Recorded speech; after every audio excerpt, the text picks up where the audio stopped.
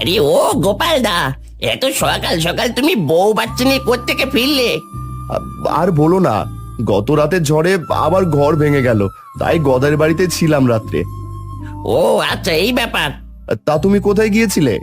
এই আমি তো ওই হাটের বিষয়ে কথাবার্তা বলতে গেছিলাম। হাটের বিষয়ে কেন? এই অসময়ে হাট বসবে নাকি? আমারও তো সেটাই কথা, কিন্তু গ্রামবাসীদের একটাই দাবি, তারা হাট বসাতে চায়। কিন্তু কোথায় বসবে? চারিদিকে শুধু জল আর জল। সেটা নিয়ে মোড়ল মশাইয়ের সাথে কথা বলতে যাচ্ছি আমি। এই সম্ভবত ভাসমান হাট বাজার বসার ব্যবস্থা করা হবে। ভাসমান হাট বাজার? সেটা আবার কিভাবে? তা তো দেখতেই পাবে সময় এলে। ঠিক আছে ভাই, তাহলে আমাদেরকে জানিও, দেখি হাটে দু একটা দোকানপাটের ব্যবস্থা করতে পারি কিনা। তুমি আবার হাটে কিসের দোকান দেবে গো?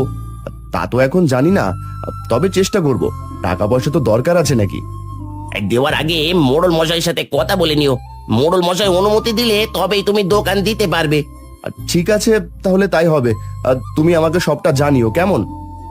সিদ্ধান্ত নেওয়া হলে আমার জানানোর প্রয়োজন নেই, এমনিতেই জেনে যাবে। এখন আমি গেলাম।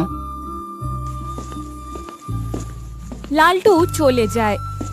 গোপাল চৈতি আর পূজাকে নিয়ে নিজেদের ভাঙা বাড়িতে ফিরে আসে।